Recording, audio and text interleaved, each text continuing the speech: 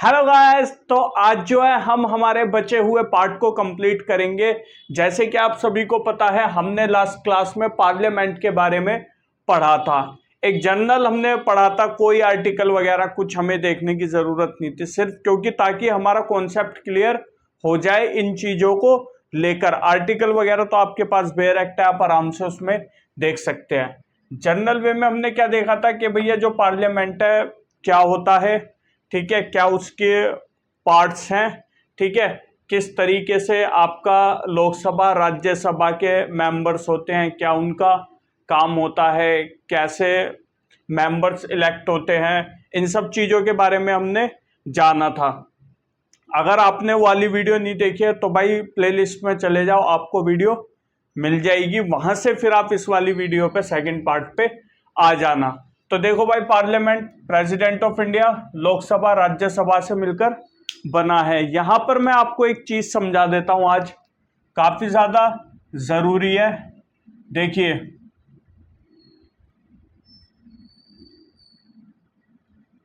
लोकसभा राज्यसभा जिसको हम क्या बोलते हैं, लोअर हाउस भी बोलते हैं, लोकसभा को लोअर हाउस भी बोलते हैं और हाउस ऑफ द पीपल भी बोलते हैं। ऐसे ही राज्यसभा को काउंसिल ऑफ द स्टेट्स भी बोलते हैं और अपर हाउस भी बोलते हैं, ठीक है। राज्यसभा को परमानेंट हाउस भी बोलते हैं क्योंकि ये कभी भी डिसॉल्व नहीं हो सकती। इसकी 1/3 जो मेंबर है, यानी कि 1/3 जो मेंबर है इसके, वो हर 2 साल बाद रिटायर होते हैं। लेकिन लोकसभा का टेन्योर 5 साल का होता है और इसको डिसॉल्व किया जा सकता है by the president of India, ठीक है।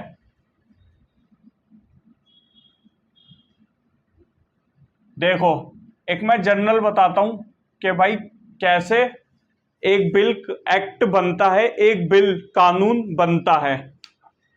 देखो भाई, सबसे पहले क्या होता है, कोई भी बिल, आज हम बात करेंगे ऑर्डिनरी बिल की। हालांकि मैंने ये लास्ट क्लास में भी आप लोगों को बताया था, लेकिन यहां भी मैं बता देता हूं। ऑर्डिनरी बिल के बारे में आज हम बात करेंगे, ठीक है। अब देखो क्या होता है ये, एक मिनट जरा,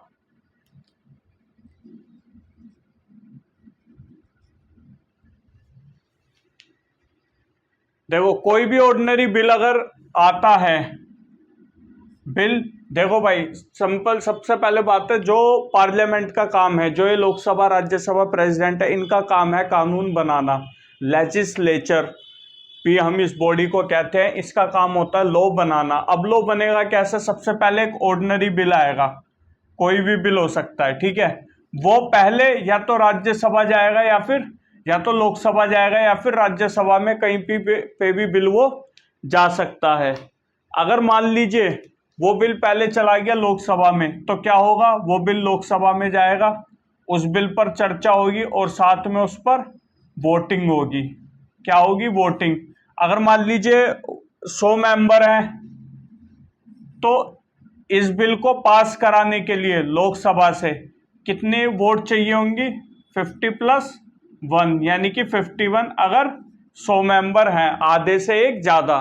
ऐसे ही राज्यसभा में, अब यहां से ये बिल पास हो गया, फिर ये बिल आ जाएगा राज्यसभा में, फिर राज्यसभा में वही उस बिल पर चर्चा होगी, सब वोटिंग डालेंगे और वोटिंग का यही आधे से प्लस एक ज्यादा का रेशियो रहेगा। अगर यहां से भी ये बिल पास हो जाता है वोटिंग में, तो फिर ये बिल चला जाएगा प्रेसिडेंट ऑफ इंडिया के पास उनकी एसेंट के लिए, उनकी एसेंट। तो इस पे है, जैसे ही प्रेसिडेंट ऑफ इंडिया उस पे अपने सिग्नेचर कर देंगे, तो वो बिल एक एक्ट, एक कानून बन जाएगा, ठीक है। अब ये उल्टा भी हो सकता है। उल्टा कैसे, मान लीजिए लोकसभा की जगह पहले ये बिल राज्यसभा यानी कि upper house council of states में चला गया, यहां पर वोटिंग हुई, ये बिल पास हुआ, फिर ये बिल चला गया लोकसभा, यहां पर वोटिंग हुई, ये बिल यहां से भी पास हो गया, तो इधर से फिर ये चला जाएगा प्रेसिडेंट ऑफ इंडिया के पास सिग्नेचर के लिए। प्रेसिडेंट ऑफ इंडिया जैसे ही इस पे अपने सिग्नेचर यानी कि अपनी एसेंट दे देंगे, अपनी कंसेंट दे देंगे, तभी ये बिल एक एक्ट बन जाएगा, एक कानून बन जाएगा। जर्नल सेंस तो आपको समझ आ गया होगा आप लोगों को, किसी भी तरह की कोई भी आपको इसमें डिफिकल्टीज नहीं हुई होगी, ठीक है। यह चीज आपको समझ आ गई। अब चलिए और चीजें कुछ जान लेते हैं एग्जाम्पल के तौर पे। जैसे मैंने लास्ट क्लास में कहा था, ये और ये इन चीजों को समझने के लिए, हालांकि अगर आपको स्क्रीन पे समझ नहीं आ रहा है तो कोई नहीं, मैं आपको एक एक चीज अच्छी तरीके से समझा दूंगा। इन चीजों को समझने के लिए ही हमने ये वाला स्पेस छोड़ा हुआ है।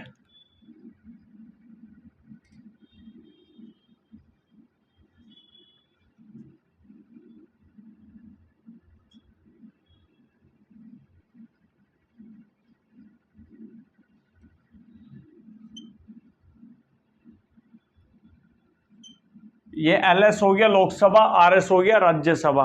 प्रेसिडेंट आपको पढ़ने में ही आ रहा होगा।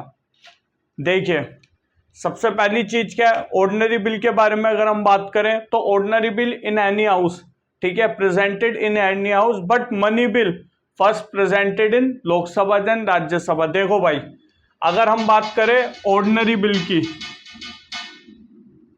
ऑर्डिनरी बिल की, तो ऑर्डिनरी बिल किसी भी हाउस में जा सकता है, इसमें कोई देना नहीं है, लेना देना नहीं है, कोई दिक्कत नहीं है। लेकिन अगर हम बात करते हैं मनी बिल, यानी वो बिल जो मनी से रिलेटेड है, जो बिल मनी से रिलेटेड है वो बिल, ये रूल है कि वो बिल सबसे पहले लोकसभा ही जाएगा। इस चीज को ध्यान में रखना, वो बिल, वो मनी बिल राज्यसभा में कभी भी नहीं जाएगा। इस चीज को आपको ध्यान में रखना है। किसी भी तरह की कोई भी कंफ्यूजन आपको नहीं होनी चाहिए।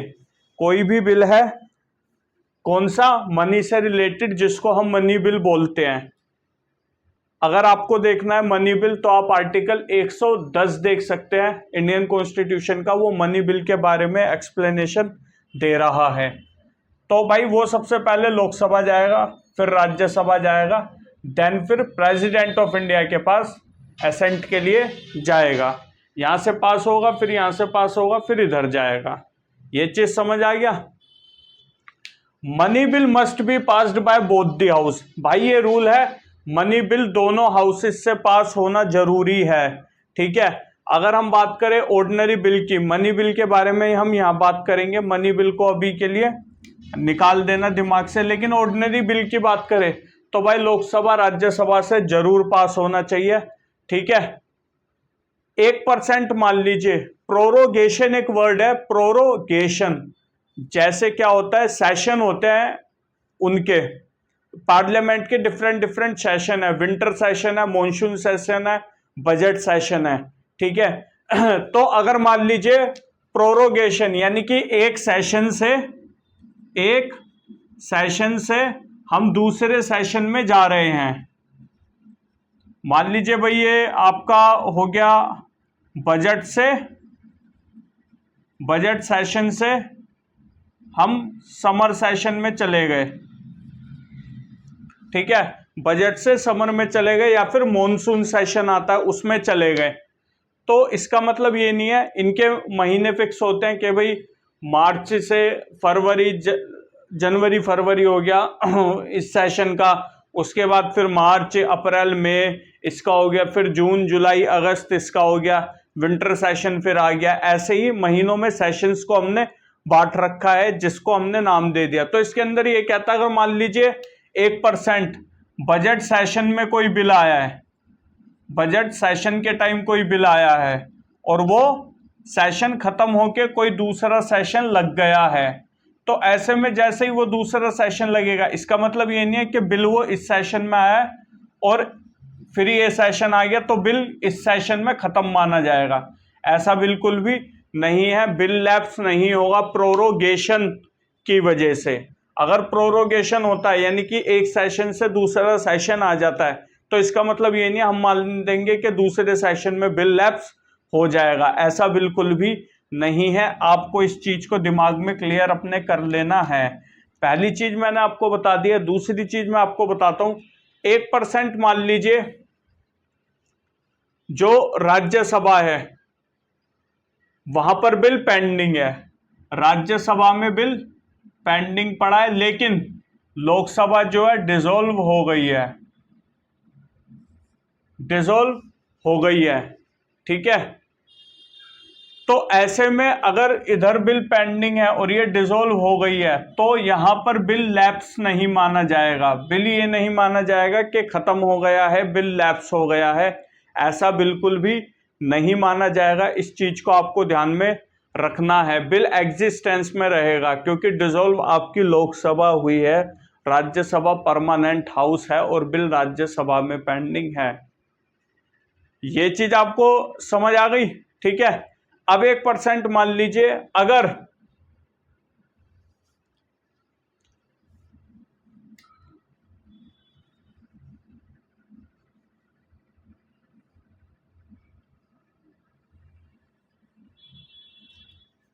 अब बात करते हैं 4th पॉइंट वाले की। ये कहता है, फोर्थ तो हो गया dissolve but due to bill, हाँ 4th हो गया। 5th वाला पॉइंट देखते हैं। If bill passed in Lok Sabha and pending in Rajya Sabha और pending in Lok Sabha but Lok Sabha is dissolve then bill will also lapse. अब देखिए एक चीज, दो कंडीशन है यहां पर। एक कंडीशन में तो लोकसभा से बिल पास होके राज्यसभा आ गया है, एक में बिल लोकसभा से पास होके राज्यसभा में आ गया है और दूसरे में बिल जो है वो पेंडिंग है। देखो दो कंडीशन है, एक में तो बिल लोकसभा में पेंडिंग पड़ा है, दूसरी में लोकसभा से पास होके बिल राज्यसभा में आ गया है। जैसे ही ये दो कंडीशन आएगी, बिल क्या है, बिल हो जाएगा लैप्स। बिल क्या हो जाएगा, बिल हो जाएगा लैप्स। क्या दो कंडीशन है, लोकसभा से पास होकर राज्यसभा चला गया और लोकसभा हो गई डिसॉल्व, पहली कंडीशन। ये दूसरी कंडीशन, लोकसभा में बिल आया, वो लोकसभा हो गई डिसॉल्व। तो ऐसे में वो बिल ऑटोमेटिकली क्या माना जाएगा, वो बिल हो जाएगा लैप्स। ये चीज समझ आ गई। अब एक चीज और समझते हैं, कंडीशन दूसरी। देखो एक बिल आया, एक बिल आया, मान लीजिए ऑर्डिनरी बिल की बात कर रहे हैं, लोकसभा में आया बिल। अब क्या हो गया, लोकसभा ने उस बिल को पास कर दिया लेकिन राज्यसभा ने उस बिल को पास नहीं करा। ठीक है, लोकसभा ने बिल पास कर दिया बट राज्यसभा ने बिल पास नहीं करा, या फिर राज्यसभा ने पास कर दिया बट लोकसभा ने बिल पास को नहीं करा। यानी कि इन शॉर्ट ये है, एक हाउस ने बिल को पास कर दिया है और एक हाउस ने बिल को पास नहीं करा है। तो ऐसी कंडीशन में क्या होगा, ऐसी कंडीशन में जो प्रेसिडेंट ऑफ इंडिया हैं, प्रेसिडेंट ऑफ इंडिया दोनों हाउसेस को बुलाएंगे अपने पास। ठीक है, उनकी जॉइंट सिटिंग कराएंगे जिसको हम बोलते हैं जॉइंट सिटिंग, और फिर इनके बीच में पूरे हाउस को बुलाकर, दोनों हाउसों को साथ बुलाकर चर्चा करेंगे बिल पर, और उस बिल पर फिर वोटिंग होगी। तो जिस फेवर में ज्यादा वोटिंग आएगी, ठीक है, वही होगा कि भाई 50+1 वाला है कि आधे से प्लस एक ज्यादा होना चाहिए। तो अगर वो हो गया वोटिंग में, इतनी वोटिंग पड़ गई, तो वो बिल फिर पास माना जाएगा दोनों हाउसेस से। समझ आ गई? फिर एक और बार समझा देता हूं, कोई टेंशन नहीं। मान लीजिए भैया एक हाउस में बिल आया, उसने पास करके दूसरे हाउस भेज दिया, दूसरे हाउस ने बिल को या तो पास ही नहीं करा या फिर वापसी भेज दिया कि भाई ये तुम ये चेंज करो, मैं नहीं मान रहा। दोनों हाउसेस के बीच में एक डिस्प्यूट हो गया एक तरीके का। तो ऐसे में प्रेसिडेंट ऑफ इंडिया आएंगे, दोनों हाउसेस को समन करेंगे कि भाई मैं ज्वाइंट सेशन करना चाह रहा हूं दोनों हाउस, और ये ड्यूटी है दोनों हाउसेस की कि उन्हें जैसे ही प्रेसिडेंट ऑफ इंडिया कहते हैं कि भाई आओ ज्वाइंट सिटिंग में, मैं बुला रहा हूं, ये दोनों हाउसेस की ड्यूटी है, इन्हें ज्वाइंट सिटिंग में जाना पड़ेगा।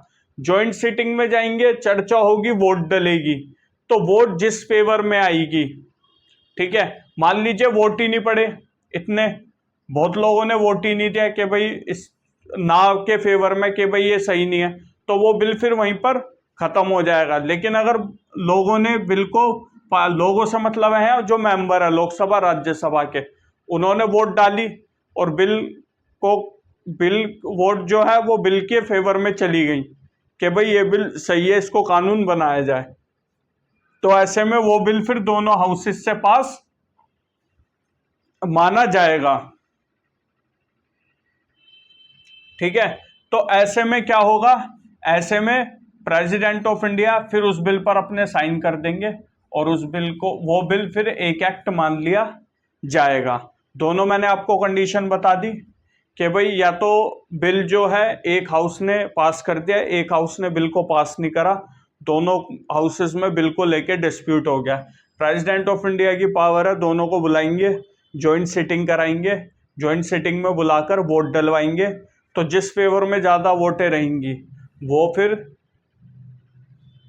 बिल अकॉर्डिंगली उसके डिसाइड किया जाएगा कि पास है या फिर बिल पास नहीं है। बिल पास नहीं है तो खत्म हो जाएगा, पास हो जाएगा तो प्रेसिडेंट ऑफ इंडिया के पास चला जाएगा, प्रेसिडेंट ऑफ इंडिया उस पर अपने सिग्नेचर करेंगे और वो बिल एक एक्ट बन जाएगा। एक्ट मतलब एक कानून बन जाएगा।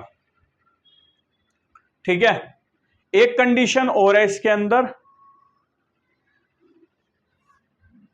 एक कंडीशन और अप्लाई होती है, रब नहीं करूंगा हालांकि मैं, एक कंडीशन और अप्लाई होती है। मान लीजिए एक हाउस ने तो बिल पास कर दिया लेकिन दूसरे हाउस ने उस बिल पर 6 मंथ तक कुछ नहीं करा है, उस हाउस ने 6 महीने तक उस पर बिल पर कुछ करा ही नहीं है, ना ही सिग्नेचर करे हैं, ना ही चर्चा करी, कुछ करा ही नहीं है, वोट वगैरह कुछ भी नहीं डलवाए। ठीक है, एक हाउस ने कुछ नहीं करा, 6 महीने टाइम हो गया है पूरा, तो ऐसे में जैसे ही ये 6 महीने का टाइम होगा, प्रेसिडेंट ऑफ इंडिया को पावर आ जाएगी कि भाई इनको बुलाओ, जॉइंट सिटिंग बुलाओ और इनको फिर वोटें डलवाओ और चेक करो कि भाई ये बिल कानून बने उस फेवर में डले हैं या फिर बिल कानून एक्ट ना बने उस फेवर में वोट पड़े हैं। तो अकॉर्डिंगली जिस फेवर में वोटें ज्यादा होंगी वो फिर उसी हिसाब से एक्ट पास माना जाएगा, एक्ट बन जाएगा वो। ठीक है, ये चीज भी समझ आ गई आपको, कोई भी दिक्कत नहीं है। एक कंडीशन और बता देता हूं, हालांकि जरूरत नहीं है लेकिन फिर भी, एडजर्नमेंट लगातार 4 दिन तक चली। ठीक है, या फिर ये छोड़ो, ये वाला इतना जरूरी नहीं है आप लोगों को बताना, ये चीज समझ आ गई आप लोगों को। अब आ जाओ मनी बिल के ऊपर। देखो मनी बिल के ना अपने रूल हैं, मनी बिल के अपने रूल है, तो मनी बिल को समझने के लिए थोड़ा ध्यान देना जरूरी है, थोड़ा ज्यादा ध्यान देना जरूरी है ताकि आपका कॉन्सेप्ट क्लियर हो जाए।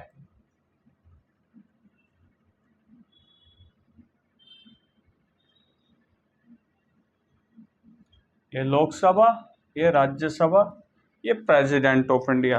देखो भाई, मनी बिल सबसे पहले एज पर रूल कहां जाएगा, सबसे पहले एज पर रूल लोकसभा में जाएगा मनी बिल, फिर लोकसभा के बाद राज्यसभा में, फिर प्रेसिडेंट ऑफ इंडिया के पास।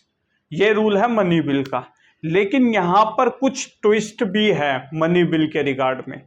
क्या है, मान लीजिए लोकसभा ने मनी बिल पास करा तो राज्यसभा की ये ड्यूटी है कि 14 डेज में, 14 दिन के अंदर उस बिल को पास करे।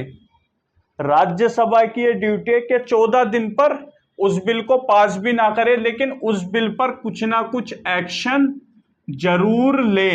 एक्शन क्या ले सकता है, या तो उस बिल को पास कर दे या फिर उस बिल को वापसी लोकसभा भेज दे, कुछ चीजें चेंज करने को कह के बोल दे यार इसके अंदर ये वाली चीज सही नहीं है, उसके अंदर वो वाली चीज सही नहीं है, तो आप इसको चेंज करो। ठीक है, या फिर बोल दे भाई ये मनी बिल ही सही नहीं है, इसको आप वापसी ले लो। 2 कंडीशन है, क्या, कुछ चेंज करने को बोल दे या बिल को, बैक लिख रहा हूं समझ जाना, वापसी कर दे कि भाई ये बिल सही नहीं है इसको ले लो, या ये बोले इसमें कुछ चेंज कर दो।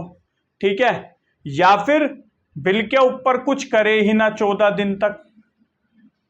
पहली कंडीशन देखेंगे, अगर राज्यसभा ने वापसी लोकसभा को बिल भेज दिया कि यार इसके अंदर ये चेंज करो। अब इसमें देखो लोकसभा की पावर, अगर लोकसभा को ये लगता है कि चेंज नहीं करना है, हम नहीं कर रहे चेंज, सही है, तो ये बिल फिर राज्यसभा से पास माना जाएगा।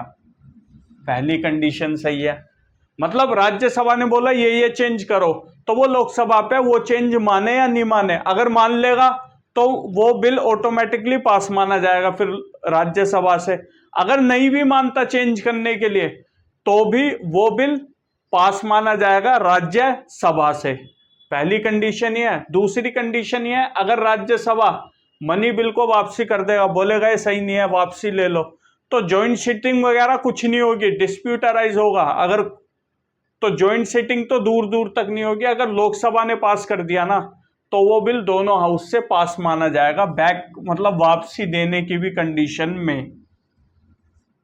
यार ये तो चेंज करने को बोला, तब लोकसभा ने बोल दिया हम चेंज नहीं कर रहे, तो बिल पास माना गया राज्यसभा से। लोकसभा ने अगर चेंज भी कर दिया तो भी बिल ऑटोमेटिकली पास माना जाएगा राज्यसभा से। और ऐसे ही अगर बिल पूरा ही वापसी कर दिया राज्यसभा ने लोकसभा को कि भाई ये बिल सही नहीं है, तो ऐसे में भी अगर लोकसभा ने पास कर रखा है बिल तो वो ऑटोमेटिकली राज्यसभा से बिल पास माना जाएगा। ये चीज आपको समझ आ गई, दो कंडीशन समझ आ गई। अब तीसरी कंडीशन आ जाओ।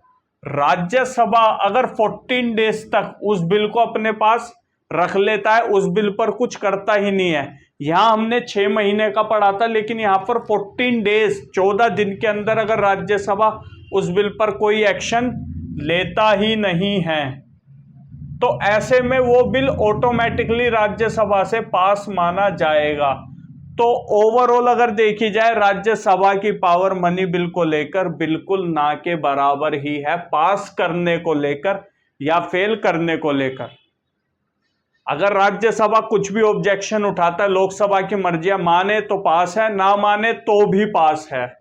अगर राज्यसभा बिल अपने पास रख लेता है और 14 दिन हो जाते हैं तो ऐसे में बिल ऑटोमेटिकली पास माना जाएगा राज्यसभा से। और यहां पर प्रेसिडेंट ऑफ इंडिया को भी कुछ खासा पावर नहीं है मनी बिल को रोकने के लिए। मनी बिल यहां से पास तो मनी बिल की एसेंट भी यहां से मिल जाएगी, किसी भी तरह का कोई भी हर्डल नहीं होगा। लोकसभा की मनी बिल को लेकर बहुत अच्छी खासी पावर है, इस चीज को आपको समझना है। आइए एक बार लिखा जो है पढ़ लेते हैं। Money bill firstly presented in Lok Sabha, Lok Sabha में जाना चाहिए। Within 40 days Rajya Sabha return the bill to Lok Sabha with his recommendation. If bill will accepted recommendation, अगर if Lok Sabha will accepted recommendation then that bill take as pass bill from both the house.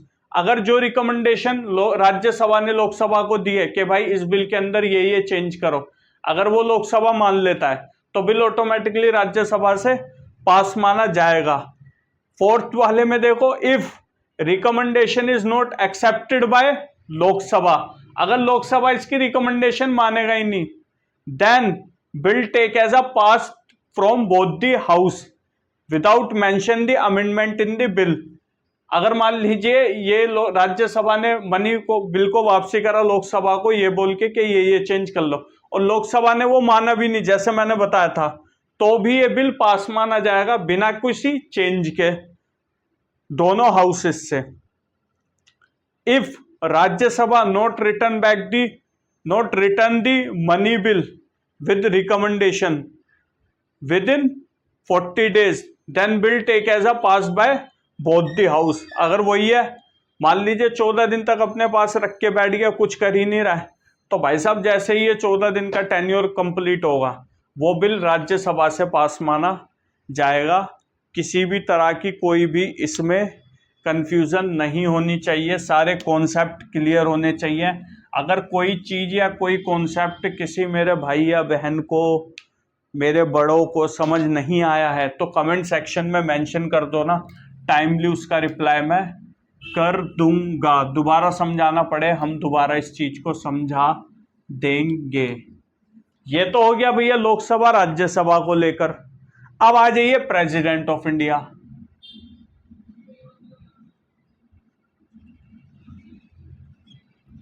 यही लोकसभा, यही राज्यसभा। अब देखो भाई कहानी एक और। अब यहां पर प्रेसिडेंट ऑफ इंडिया के बारे में हम स्पेशली बात करेंगे। भाई ऑर्डिनरी बिल, वर्ड ध्यान रखना, ऑर्डिनरी बिल कह रहा हूं, दोनों हाउसेस में से कहीं भी गया वहां से भी पास हो गया, फिर दूसरे हाउस गया, क्योंकि जाहिर सी बात है अगर लोकसभा से पास होगा तो राज्यसभा जाएगा, या फिर पहले राज्यसभा से पास हुआ है तो लोकसभा जाएगा।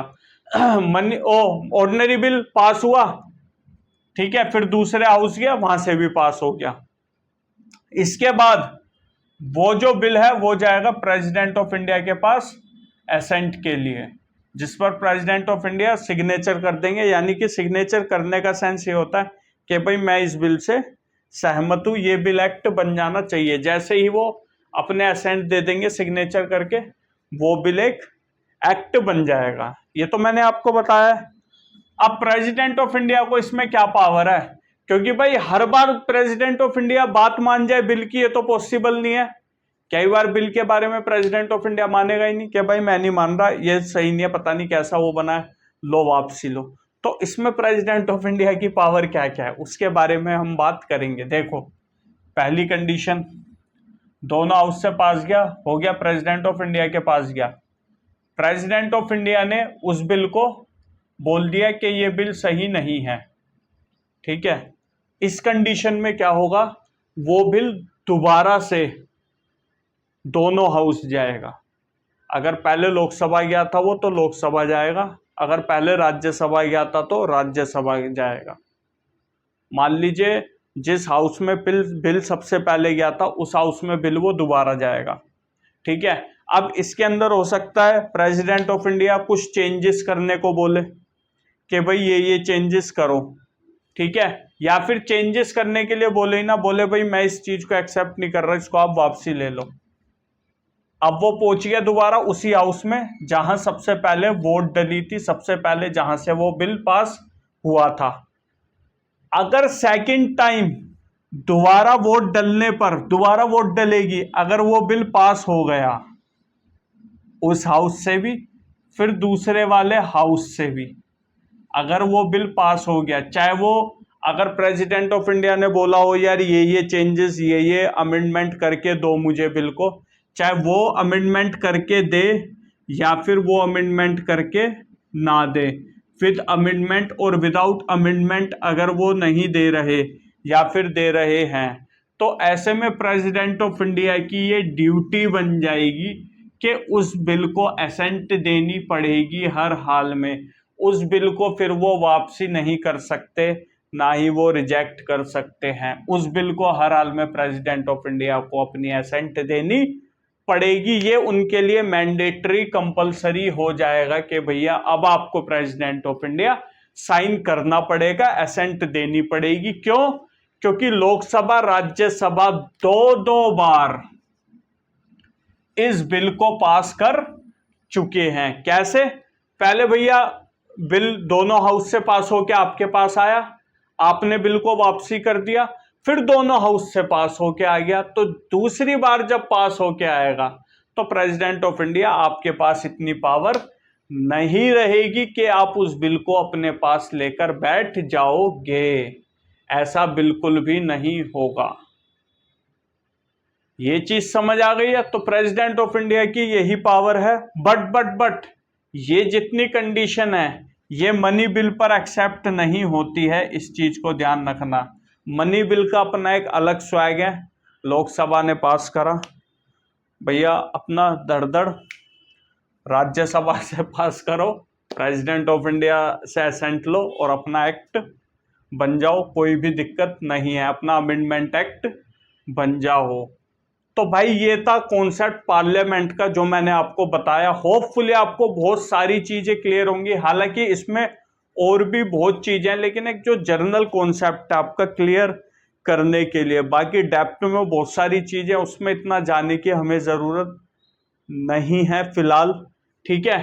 तो होपफुली आपको ये सारी चीजें समझ आ गई होंगी। अगर कोई चीज आपको समझ नहीं आई कमेंट सेक्शन में मेंशन कर दो ना, हम टाइमली उसका रिप्लाई कर देंगे। चैनल को सब्सक्राइब कर दो ना, वीडियो को शेयर कर दो ना यार दोस्तों में, जिन्होंने पार्लियामेंट के बारे में, जिन्हें कंफ्यूजन आ रही है या जिन्हें कुछ भी समझ नहीं आ रहा है, उनको वीडियो को लाइक कर दो ना, कमेंट सेक्शन वगैरह में डाल दो ना। तो मिलते हैं हमारी नेक्स्ट वीडियो में, तब तक के लिए मजे में रहिए, खुश रहिए, माँ बाप से प्यार कीजिए, डिप्रेशन वगैरह से दूर रहिए, मेहनत करते रहिए, एग्जाम्स आपके आने ही वाले हैं। तो मिलते हैं हमारी नेक्स्ट वीडियो में, तब तक के लिए नमस्कार।